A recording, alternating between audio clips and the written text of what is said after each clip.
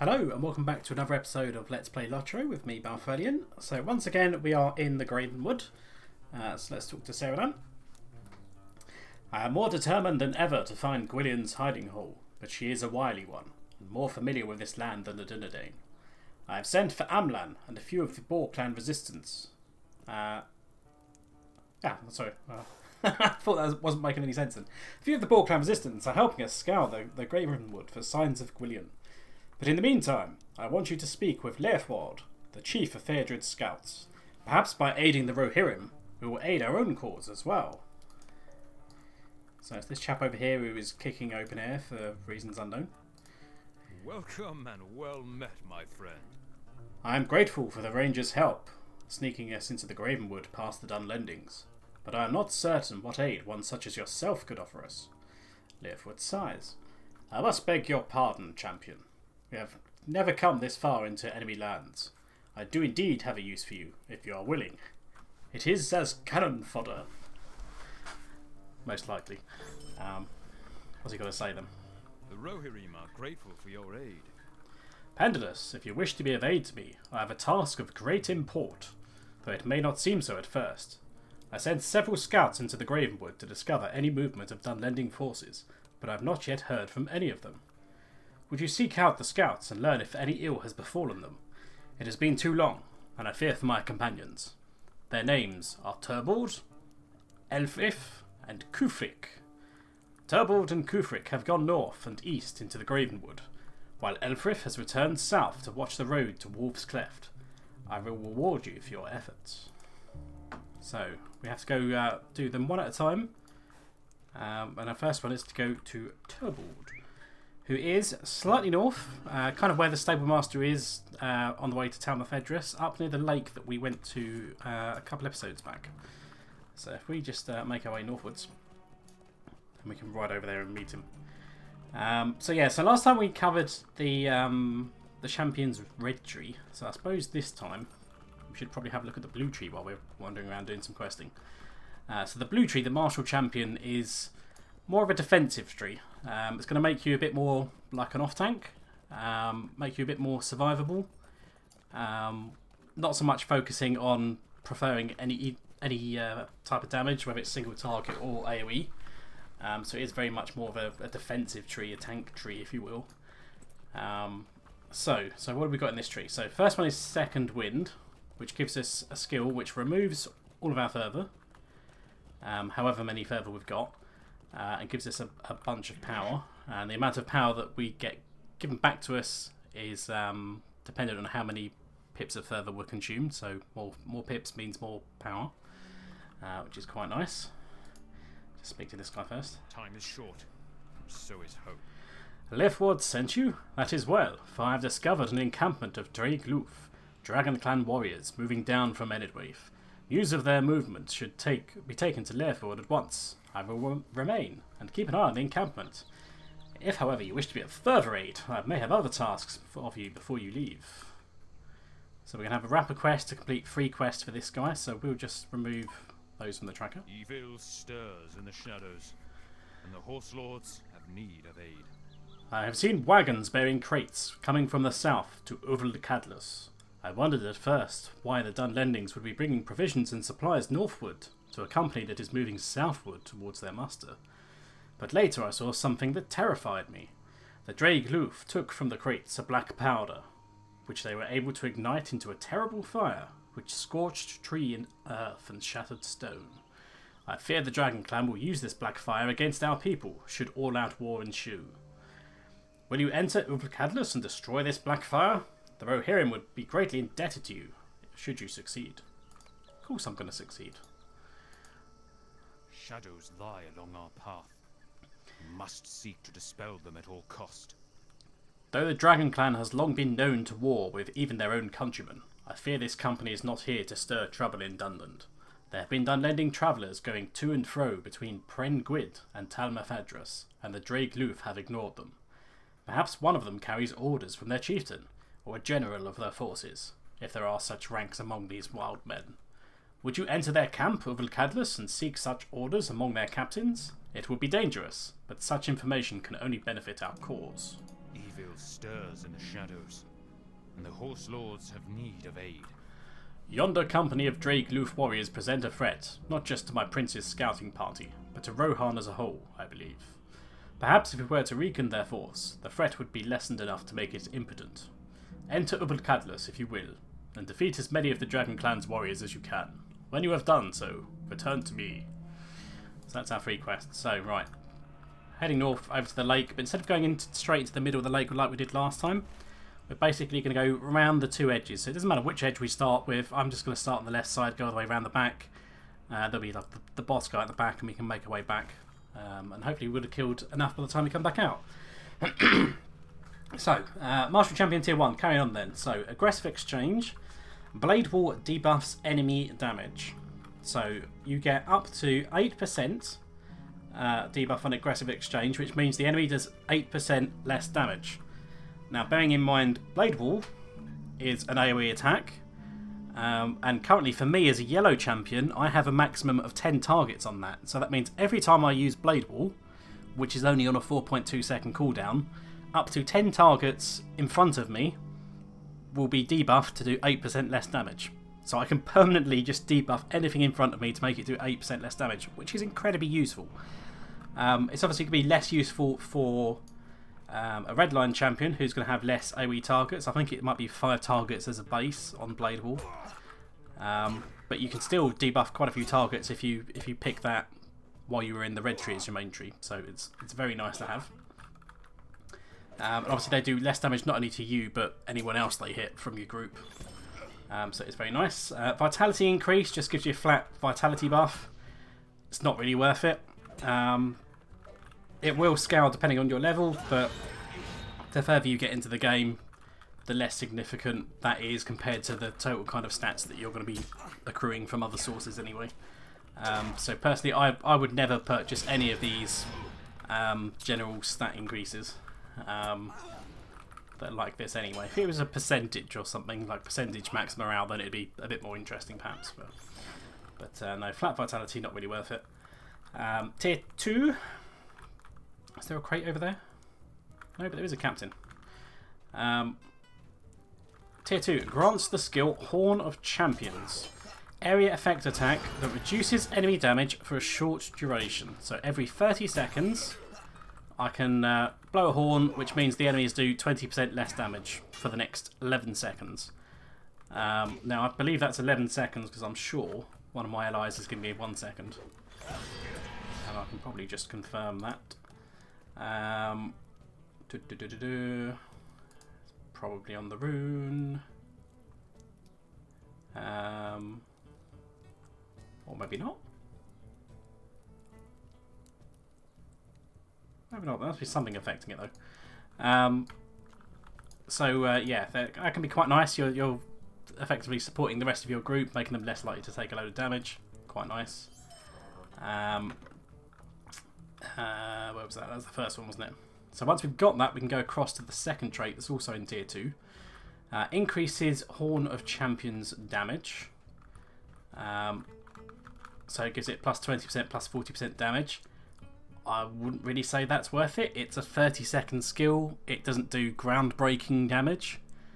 So you'd be spending 1 or 2 points, or potentially 2 or 4 points if you're speccing this from a different tree, to do more damage on a skill that's once every 30 seconds. It's not really worth it, whether you're in the blue tree or off-speccing it from another tree. So I'd say skip that one. Sweeping Riposte. So you get a point in there, you get the Sweeping Riposte skill. Powerful attack that hits multiple enemies in front of you, so it's frontal AoE only. And cannot be blocked, parried or evaded, but this skill requires a parry event. So you need to parry an attack from an enemy mob, and then you can do this in return. So basically you parry an attack, you hit 8 targets in front of you. It's on a 2-second cooldown, so basically if you're parrying quite a lot, which as a melee class you tend to have reasonable parry, probably more so as a blue spec champion, you might get some parry buffs in there as well, then yes, this would be useful. You know, every time you do a parry event you can do a responsive parry, just like a guardian responsive skill, and just, you know, do a nice hard hitting skill.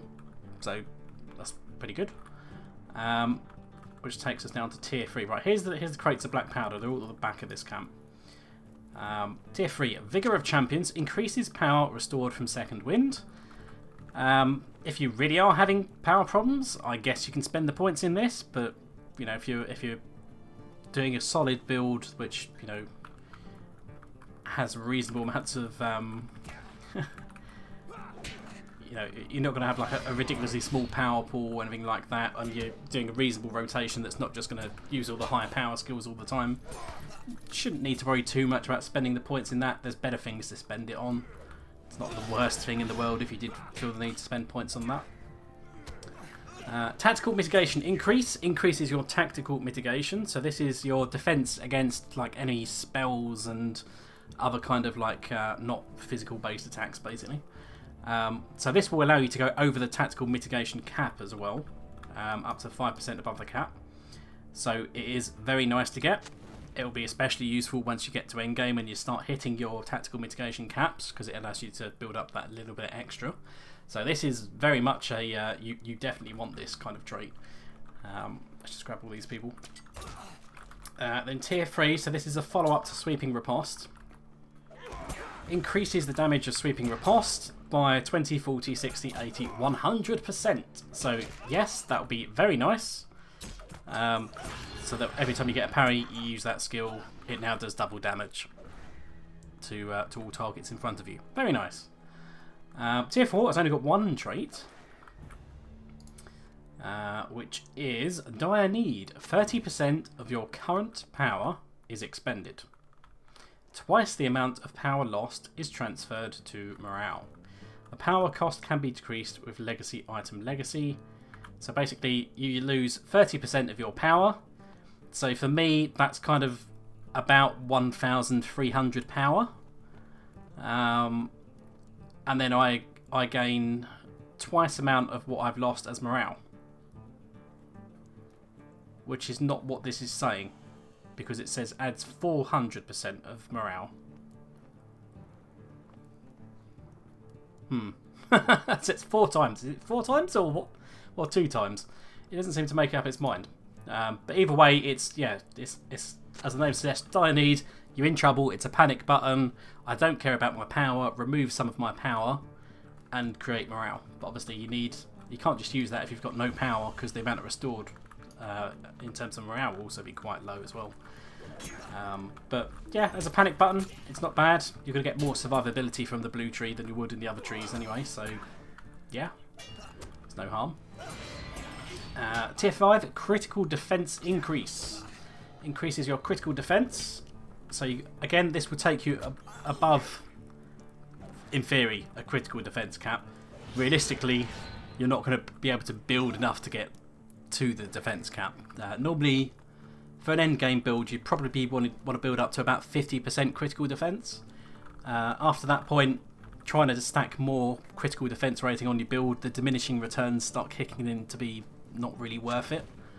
So you probably want to get up to 50% base critical defense, not including this. But it is nice to have more defensive. You know, it means if you do take a critical hit, the critical hit does less damage. And some of the mobs at end game do pretty nasty critical hits, so you want to mitigate either the chance of you being criticaled at all, or if you are hit critically, take less damage from that critical hit. So it's very much a nice to have trait. We've actually got everything we need now, so we can actually make our way outside and talk to the guy. So following that, we get a follow-up trait. Now this guy's going to fight anyway, so we'll kill him. Upon being critically hit, the champion deals bonus damage. So for every time you get critical hit, you receive a critical hit, you get a 10% damage boost for the next 8 seconds. Now this will stack up to 30% with an 8% 8-second cooldown. And this doesn't stack, so this will only be one effect of damage bonus, but it will refresh the 8-second cooldown. So potentially, if things are criticaling you, and if you are taking significant damage, things should be. It should more or less equate to like a almost 30% permanent damage boost. Unless you're only fighting one mob at a time, and that mob can't critical you to save its life. But in like a normal group situation, you're probably going to take at least one critical hit to keep that refreshed. Let's speak to Firbolg then. Our hope lies in strength, but the servants of the enemy are everywhere. It is good news that you bring. I do not fear so much now for the safety of my people. So he is going to offer me a shield, which is like a big square, like dwarven sort of shield. We can have some boots, which are nothing too fancy, or a pocket item, which is a tactical stat pocket item. So we just take that. Our hope lies in strength, but the servants of the enemy are everywhere. Well done, Pendulous. That should give the Dragon Clan pause. Therefore, will be pleased to hear of your courage. Dunlandings rally to the banner of the White Hand. Indeed, this is as I feared. These orders are directing the Dragon Clan to join with a company from the Ox Clan mustering at the mustering tree, from where they will march south to Wolf's Cleft. This is troubling, but useful information. So there we go. So we completed the quest for the first scout, so we'll head across to the second scout now then. So where were we? Just did unstable. So yeah, we're onto this one. So fight through the pain. So again, that requires the critical defense increase. Buffs your parry rating upon being critically hit. Maximum rank grants the champion a parry response from being critically hit. So on every skill targeted at you, if you receive a critical hit, you get a 2% parry bonus. I'm trying to have some idea of where I'm going while I'm reading these out, given I've got not much screen estate to see where I'm going.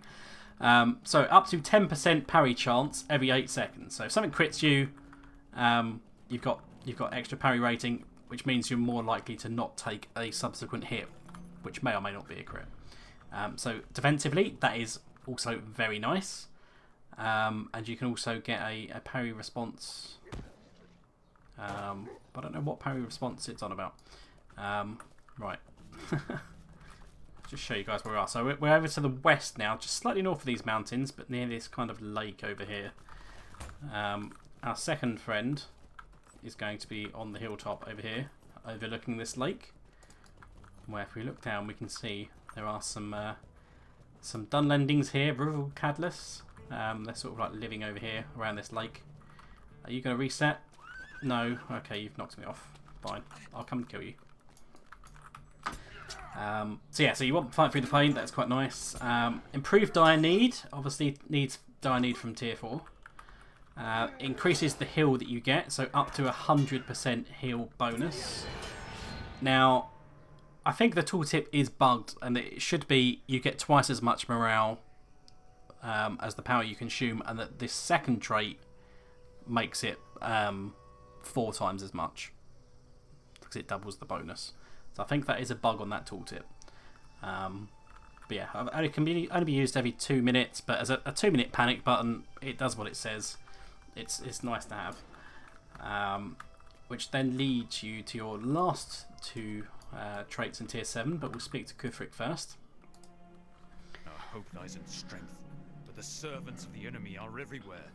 Indeed, I am well, champion. I have discovered an encampment of warriors of the Ukluf, the Ox Clan, marching eastward out of Caraglin. I dare say they are up to no good.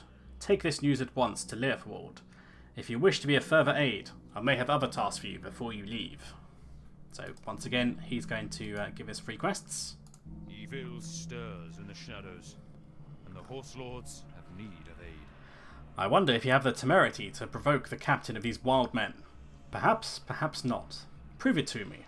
Take this ox skull, upon which I have engraved insulting signs, and place it before the tent of the Ukluf's captain.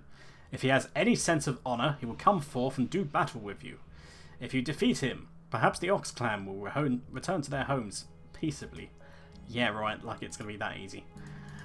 We stride into a danger that we cannot hope to overcome. The Ox Clan, the Ukluf, are known as traders and merchants, not warriors. I wonder what power motivates them to go to war. If you would enter their encampment below us, Ruvul Cadlus, and seek some sign that might indicate who is pressing them into service, it would be of great aid to my prince. What say you, Pendulous? Will you enter Ruvul Cadlus? Evil stirs in the shadows, and the horse lords have need of aid. There can be only one reason for the muster of the Ox clan. They plan to wage war upon Rohan, or to at least show their support for their countrymen's war. I would have you show them that such a demonstration of solidarity is futile. Enter River Cadlus below us and confront the Ukluf. Teach them, with sword if need be, that to attack the Riddermark would be insanity at best. What say you, Pendulous? Well, I say, let me at 'em. So we're going to run down the hill then, and basically do a lap of the lake, same as we've done in the last little encampment. So your tier 7 blue line traits. Unbreakable. Grants the skill Unbreakable. And also grants the skill Mighty Roar. So we've got Mighty Roar that damages surrounding opponents. This skill is enabled by taking several hits while Unbreakable is active.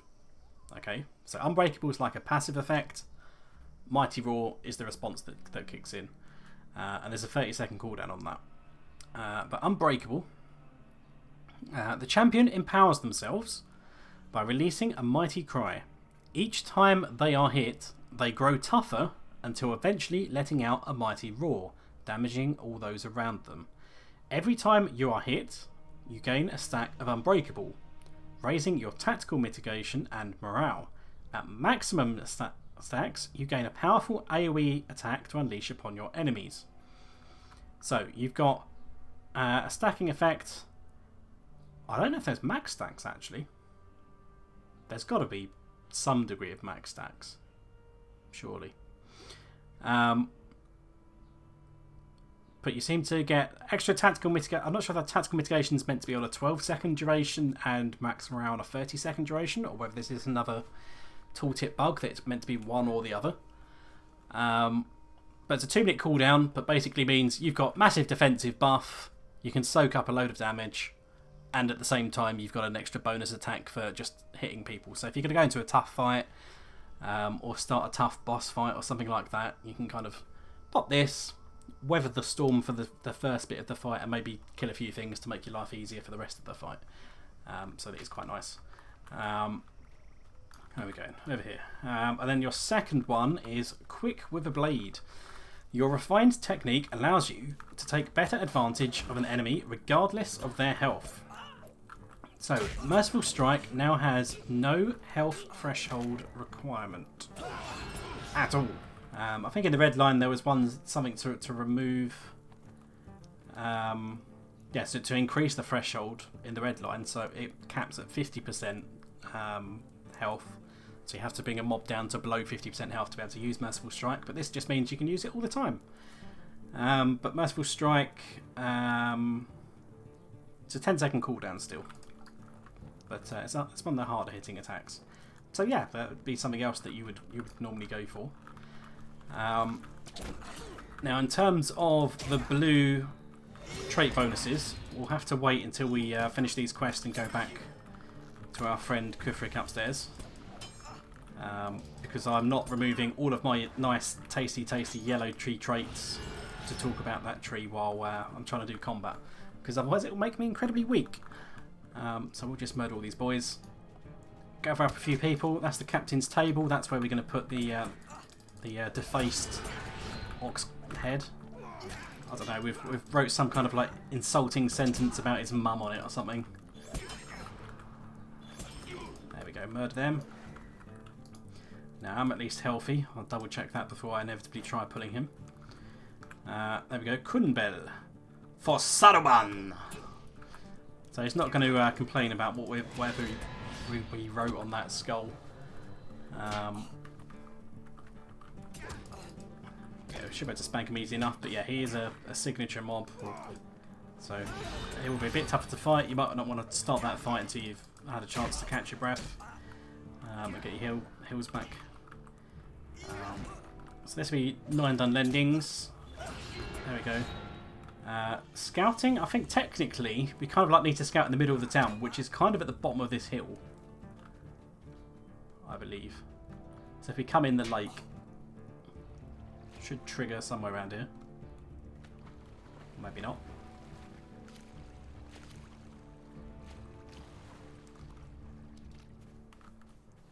Is it not going to trigger? I thought it used to trigger somewhere around here. Where are we looking? Yeah, it is like vaguely around here. Maybe it's the north side. Is this guy still following us? No, he's run away. Grab a few more boys around here. There we go. A Banner of the White Hand. That's what we're looking for. Just to see who is basically supporting their war effort. Hello! There is a stranger nearby. You could have attacked these mobs as well, sir. But whatever. So we're going to mount up. Head back up to Kufrik and tell him that, you know, I haven't simply found out who's leading these people sponsoring their war effort. I've literally killed everyone. So they can't go to war. That's the best way of stopping the war effort. So if we head back upstairs then. So we do have to go the long way round just so we can get on this slope back up into the hills. And then we'll hand in our free quest to Kufrik. Kufrik's obviously going to send us across to the third and final scout. And then we'll have a quick look at the blue trait tree bonuses. Dunlandings rally to the banner of the White Hand. Ha! I wish I could have seen the wild man's face. At least it shows some Dunlandings do have a sense of honour which can be insulted. So we get a pair of trousers. It's probably going to be a plain pair, yep. We can have an oxhide helmet. I wouldn't really call that a helmet. That's more of a cap, but whatever. Or you can have a cloak which has got a bear on it. And it's also a hooded cloak, so but if you like any of those, good for you. Second quest. I hope we will find aid in time. You say this white hand is a symbol used by Saruman the White? Then you speak truly that Saruman is a traitor. Surely you guys would know that by now. You've literally gone past Isengard, so whatever. Our hope lies in strength, but the servants of the enemy are everywhere. That should teach the wild men a lesson they won't soon forget. Ha! There we go. So we're now being vectored on to talk to the third and final scout. So let's just quickly look at the blue trait tree bonuses. So tier 1, you need 5 points in the tree. That will grant you glory, which increases incoming damage. It reduces your incoming melee damage by 10%. So you take less damage. Very nice. Obviously quite useful for an off-tanky sort of trait tree. Tier 2, you need 10 points in the blue tree. You get good defense, strong offense, which means you deal more melee damage whilst sudden defense is active. So sudden defense, wasn't that the skill that you get for speccing into this tree. So gains a protective morale shield defending you against incoming damage for 15 seconds. You get a temporary morale bubble shield for 15 seconds. And then this basically means while that bubble is active, so until the enemies pierce through that bubble, get rid of all the bonus health, you do 10% more damage. So quite nice. So if you're doing that as a panic button because you're going into a tough fight or something's accidentally pulled and you're thinking, oh crap, you get an extra 10% damage to quickly deal with things before your bubble pops. Tier 3, need 15 points in the blue tree. You get Exalted Combatant. Heals the champion if their morale gets low. So when your morale goes below 30%, it restores 25% of your maximum morale. And there's a 1 minute 30 second cooldown on it. So this is a passive effect.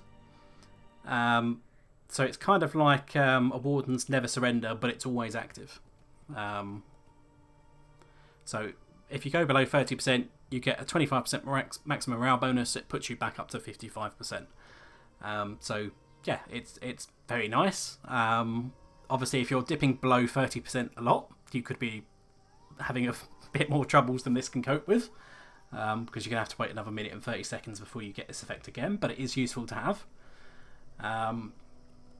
So tier 4, which needs 20 points in the tree, you need Adamant. Reduces incoming damage for a short duration. The amount of damage reduced is dependent on how many pips of further is consumed. So you get the skill Adamant. It reduces incoming ranged and melee damage by 4% per further pip, and incoming tactical damage by 2% per further pip. So that's a maximum of 20% incoming ranged and 10% incoming tactical, which is quite nice. And it increases your defense by 2%. I'm not sure. Oh no, sorry, that is, yeah, it's just repeating itself. So yeah, minute cooldown, defensive buff means you take less damage for 11 seconds. Well, it's probably 10 seconds, and something's increasing that, probably for my allies. So yeah, another nice defensive buff. Tier 5, you have Masochism Increase. Increases the chance of Masochism's effect to apply by 10% and increases the amount of damage it reflects by 20%. So there's basically a skill that means you do reflecting some damage on people, basically. So on any damage, there's a 20% chance to receive effect. You get a further pip, and you will reflect 30% of damage. So yeah, it's a good way of making enemies kill themselves, basically. Unless you're in a particular fight where you don't want to reflect damage on people because it messes things up in the fight mechanics, depending on like the boss mechanics or whatever of some instances. Tier 6, you need 30 points in the blue tree. Bracing against defeat. Bracing attack now generates 2 points of fervour, and the amount of morale it restores is increased. So bracing attack, you can basically spam that every so often. It will give you some morale back. I can't remember what the cooldown is off the top of my head. But it also places an incoming healing buff on the champion for 10 seconds. So anyone else that's putting any heals on you, or if you're consuming a potion, you're going to get a slightly increased healing effect, which is nice. Especially if you're being either, you're using the blue tree to be the tank for like a 3-man instance or something. Or if you're off tanking or whatever, it makes you easier to heal. Everyone's happy. And the last one, Tier 7, which needs 35 points in your tree, is invincible. For each 5% of health the champion is missing, his damage is increased while adamant is active. So, doesn't adamant become invincible? Get renamed invincible at some point? I'm not sure. So, you get increased damage only while adamant is active, but the amount of damage you get is dependent on how much health you're missing. Obviously, at 5% health, you can have up to 19 lots of 5% health missing without dying, because if you've got that 20th amount, you've lost 100% of your health and you're dead.